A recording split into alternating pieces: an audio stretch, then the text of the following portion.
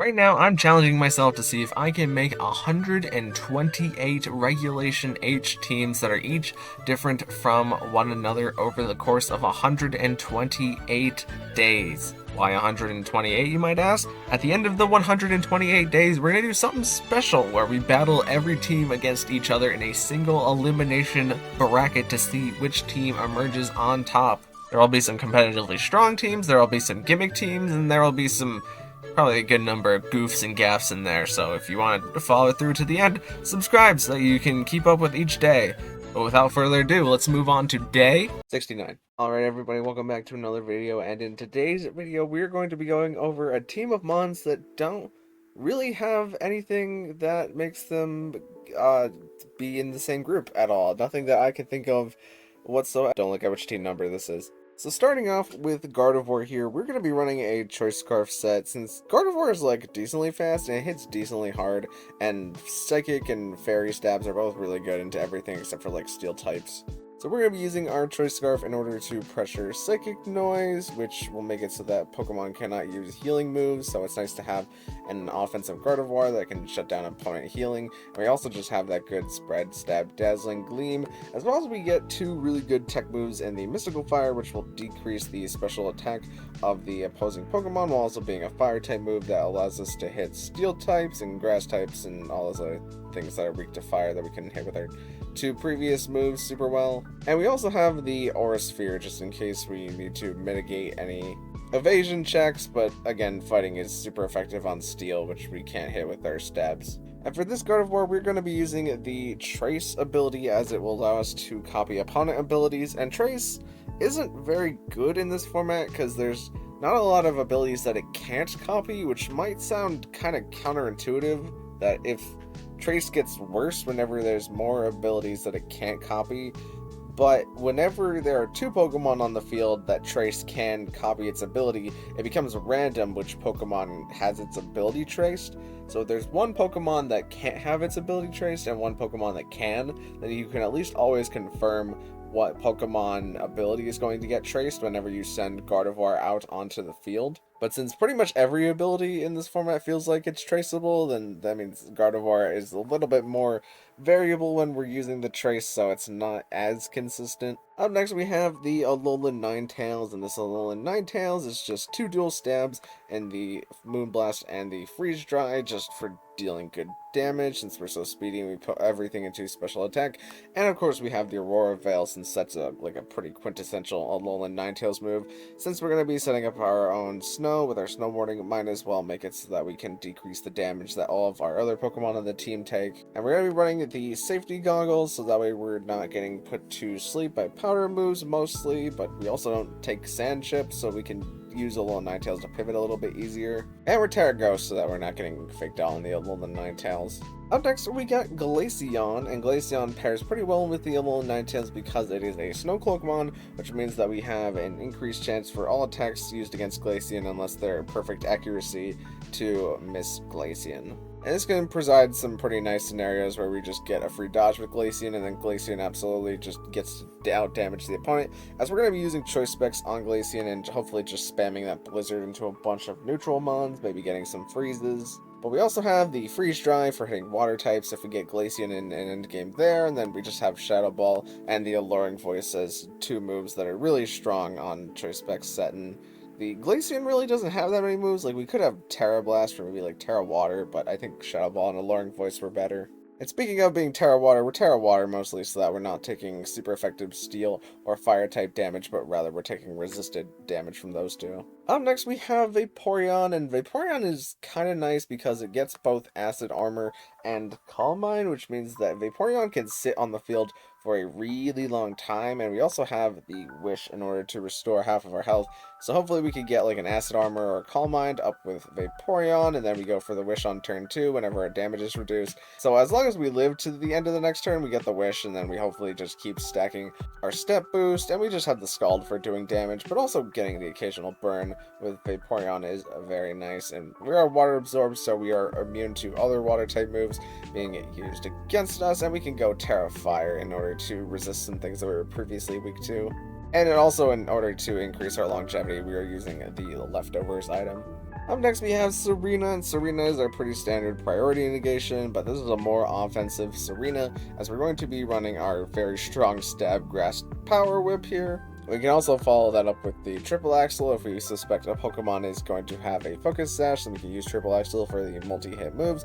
and we have taunt for getting rid of the opponent from going for any kind of status moves, and we're wide lens so that hopefully our power whip and our triple axles will never miss. And we're Terra Dark mostly just because the expanding force spam is kind of real right now in the format, and the only Pokemon that we can really use to deal with that is Gardevoir at the time, so we can use Serena as a Dark Terra to kind of negate that. And last but not least on the team we have Chinchino, who I wasn't quite sure what to do with Chinchino here, but we're going to be going for a cute charm kind of strategy here. We have a 30% chance of infatuating Pokemon of the opposite gender if they make contact with Chinchino. And there might be an ideal gender to be if we're going to be trying to go for cute charm things, since there are Pokemon that are specifically male, but Pokemon that are specifically female, and Chinchino can be either one of them, so it's kind of inconsistent to get it off, but there's probably a gender that you really want to be on Chinchino. I just don't have time to figure that out. But our Chinchino is going to be using an Endure Flail strategy, where we endure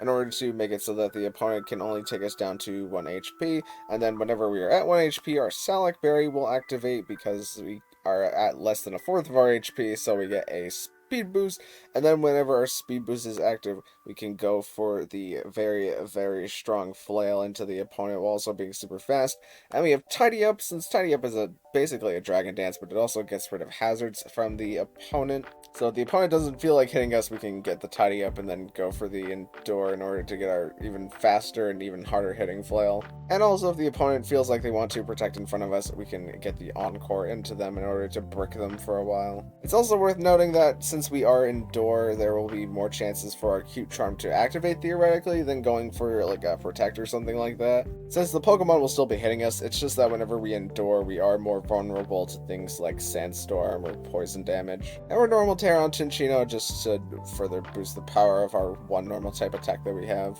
But yeah, that's the basic gist of this team. Let's get into some battles. Alright, so the first battle was an open team sheet best of 3 that I wanted to use closed team sheet for today, but I accidentally did the open team sheet best of 3 for this first one. So they have a Typhlosion team and they respect Typhlosion, so our Gardevoir is always going to be faster than their Typhlosion unless they lead Whimsicott, and they go for the Tailwind, of course, and their Annihilape was Assault Vest Final Gambit, so it wasn't Choice Scarf Final Gambit, so it makes it a little bit easier to deal with their Annihilape. So the game starts and they decide to lead Whimsicott and Typhlosion, and we lead Vaporeon and Gardevoir here, and we trace the Whimsicott's Prankster, but the trace really doesn't matter there, as they decide to swap out Typhlosion, as we tried to Mystical Fire into it in case they went for the Eruption, and we just get the Calm Mind off with Vaporeon, and Whimsicott goes for the Sunny Day here, and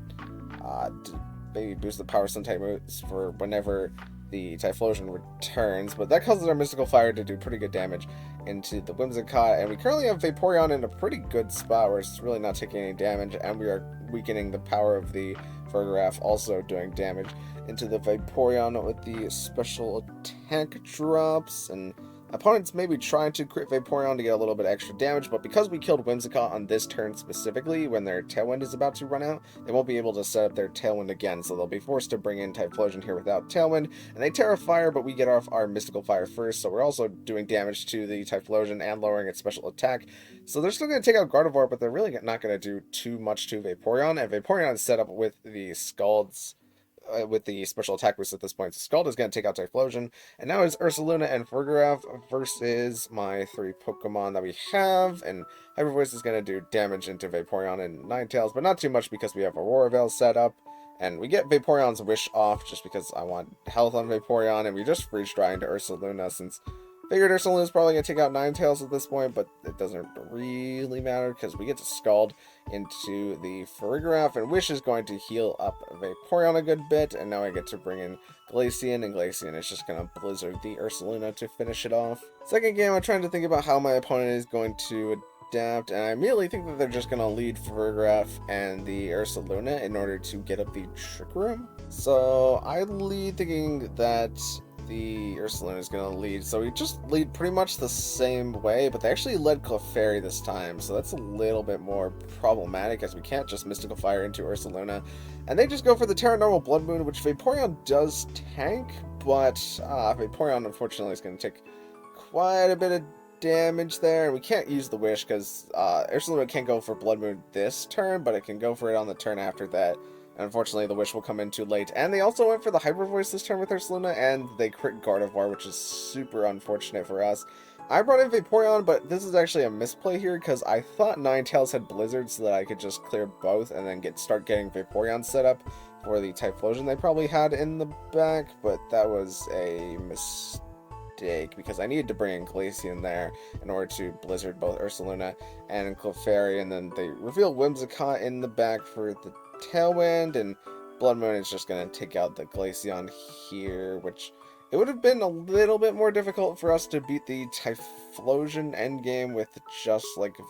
Vaporeon, but messing up, forgetting that I don't have Blizzard on my Ninetales is definitely what ruined me in this game. Third game comes around, and I'm pretty sure I still know what my strategy is to have, like, endgame Vaporeon, so we just don't even lead Vaporeon this time. We just lead Glaceon and Gardevoir, and they decide to lead Typhlosion and Whimsicott here, so we need to use our Terra Water on Glaceon in order to take the Eruption from Typhlosion, and we get the Freeze Dry into Whimsicott, so they won't be getting their Sun on Typhlosion. Now we can bring in Vaporeon, who they bring in Clefairy, which is good for us, because Typhlosion is going to do some damage to Vaporeon and take out Glaceon, but now we get to start getting up our Vaporeon, and Ninetales is just kind of doing nothing here. Like, it's going to protect this turn, but it's going to get outspent next turn because of the Tailwind, but all Clefairy can do is redirect damage for the Typhlosion, so we continue to use Calm Mind with Vaporeon, and try to get the Protect the Ninetales, since if we got it, then we could have gone for an Aurora Veil to help out the Vaporeon, but we don't get it, so Ninetales is just going to get taken out there. And now we go for our first wish of the game, and Clefairy is still just trying to redirect damage for Typhlosion, and we're just continuing to Calm Mind with Vaporeon, hopefully just not getting a crit landed on us. And also, while this game is going on, the Typhlosion is running out of Eruption, so not only are we building special defense boosts, but we're also forcing the Typhlosion to a point where it either has to switch or start struggling, and the Typhlosion probably doesn't want to start struggling, so we're pretty safe. They decide to swap on this turn, and we get off one wish here as Clefairy continues to follow me for Ursaluna, and Ursaluna's Blood Moon doing a lot less than it did in that second game, and now we can afford to start attacking Clefairy, and we immediately burn the Clefairy with a burn, so it's going to have its health reduced over time now. And they double protect, not quite sure what they're really expecting here, maybe just wanting to like waste a Scald or something, but they Helping Hand Ursaluna there, and they Blood Moon Vaporeon, and if that was a crit, it probably would have taken Vaporeon there. But we get off a wish with Vaporeon as Typhlosion now gets to come in, and they get to use two Pokemon to attack Vaporeon at the same time, and they're not landing the crit. And we get the Scald into Vaporeon, as even if Typhlosion lands the Scald with our wish active now, we probably would take the Shadow Ball. So we just get to Scald Typhlosion here, and Vaporeon wins the endgame. This team, I think, has a pretty weird group of Mons. I didn't really see the strategy that they're about to use whenever I looked over these Mons. I just thought, like, oh, they have Zebstrika and Raichu, so they're probably going to do discharge things where they discharge each other in order to make each other stronger. So we lead Alola Ninetales and Gardevoir here as they lead Kilowattrel and Whimsicott immediately, and we trace the Prankster on the Whimsicott, so we don't get to see what Kilowattrel's ability is.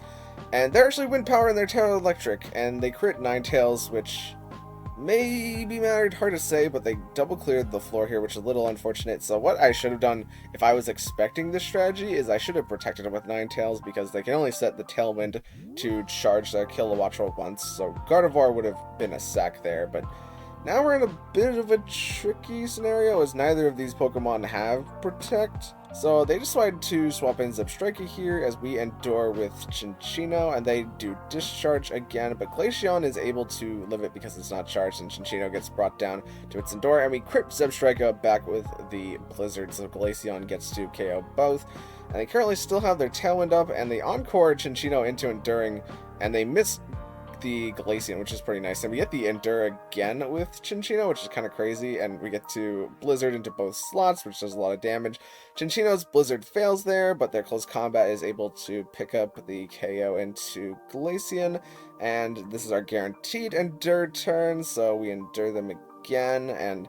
the Sneasler is the same gender as Chinchino, so it doesn't have a chance to activate the Q Charm, but Chinchino is faster than the Sneasler, so we get the flail off into Sneasler in order to get that last 4% of damage. Also, this is the game before I had the Salic Berry on Chinchino, before I had Silk Scarf, but it wouldn't have changed anything in this game. If anything, it would have just guaranteed that we outspeed the Sneasler, as it could have been faster than Chinchino, but Chinchino has a lot of speed put on it. Here we have another Whimsicott team, but they have some pretty threatening openings, and like the Talonflame Garchomp is kind of hard for us to deal with because they can just Talon and then start throwing out Earthquakes. So they immediately lead Whimsicott and Talonflame actually instead, as we lead Ninetales and Glaceon, who I was hoping to use to counter the Garchomp immediately. But we switched Chinchino here because I thought that they would either like Sunny Day for their Talonflame, and I didn't want the Alola Ninetales taking the Flare Blitz here. I wanted Chinchino to maybe take the Flare Blitz in order to get knocked out and then bring Ninetales back in to reset up the snow to force the Whimsicott to maybe be dead once ever Glaceon attacks. But they actually attack Glaceon, but we get the Snow Dodge, so we just get 2 double Blizzard both. But even if the Flare Blitz did hit Glaceon there, I don't think it would have KO'd because we have the Ice-type Snow defense boost with Glaceon right now. It's just kind of convenient that it missed. So we get to double clear the floor here, and now with Chinchino, the only thing Chinchino can do is flail, but we at least get some damage into Garchomp, as the Snow Mist questionably strikes again, since Rock Slide is 10% accuracy, but the extra evasion helps Glaceon dodge that super effective damage there, which again is a physical attack, so I don't think it would have killed Glaceon, and then it would have been a chance for it to flinch Glaceon there. But we definitely get to Blizzard all of Garchomp's health away there, as Archaludon made itself resistant to the Blizzard by going Terra Steel, and it gets to Flash Cannon into Glaceon, which is going to take out Glaceon, and now we get to bring in Ninetales, who's just going to protect, since I figured that was the slot that they were going to attack. And the only Pokemon that's affected by Archaludon building defense boost at this point is Chinchino, so Chinchino's just getting in some free damage. And now I swapped in Gardevoir here, as I expected Ninetales was going to go down, and Chinchino really can't do any damage. Also, I wanted it to swap out just in case maybe they start going for body press things. I thought Gardevoir could take it. And we Mystical Fire Archaludon to hopefully live a Flash Cannon, and we do live an extra Flash Cannon because we're going for Mystical Fire and not Aura Sphere here behind our Aurora Veil, and the combination of the Flail and the Mystical Fire is enough to KO Archaludon there at the end of turn 6. And lastly, we have a team with a pretty good mix of Mons here, and they do have Politoed, Archaludon Rain, and our team really doesn't deal with Archaludon too well, considering that we're like all Ice types, Grass types, Fairy Psychic types, Water types, and a normal type. But we get to lead Gardevoir and Glaceon here just for the ability to switch out for our Snow, or if we traced like a bad ability on Gardevoir. But we actually trace the Intimidate, which is pretty helpful here since both of these Pokemon can be physical attackers, but they probably are. And they immediately swap Crawdaunt here as we get the Psychic Noise into Grafaiai, which brings it down to its Sash. And they knock off Gardevoir, but that's good for us because now we can go for Dazzling Gleam on the next turn. And Shadow Ball does some pretty good damage into Crawdaunt here. We swapped Serena because I thought they might go for the Aqua Jet with Crawdaunt, but they actually just U-turn with their Grafaiai, and we're faster than the Crawdaunt even without our Scarf, so we just get the good Dazzling Gleam damage into both of the opposing Pokemon. And now Arcanine is going to come back in on Intimidated, and it goes for Terra Normal. We protect Serena so that we don't take Fire type damage, but they Extreme Speed and Bullet Punch, so they double miss the Queenly Majesty there, unfortunately for them. And now they're forced to bring Grafaiai back in, and they try Extreme Speeding with Arcanine again, perhaps being Choice Band locked into Extreme Speed. And they knock out Serena to try and get rid of Serena, but we just get to use the Dazzling Gleam with Gardevoir, and Power Whip is going to pick up KO on the Arcanine. So yeah, that was none of these Pokemon actually carry any kind of theme team, whatever it's called. I mean, obviously none of them carry any kind of team. Although I feel like I have seen all of these Pokemon together somewhere. I just can't put my finger on it. Maybe I'll figure it out later, but thank you guys so much for watching. If you liked it, maybe consider leaving a like on the video, and even consider subscribing, because both of those things help me out an absolute ton, and I will see you in the next one. Thank you.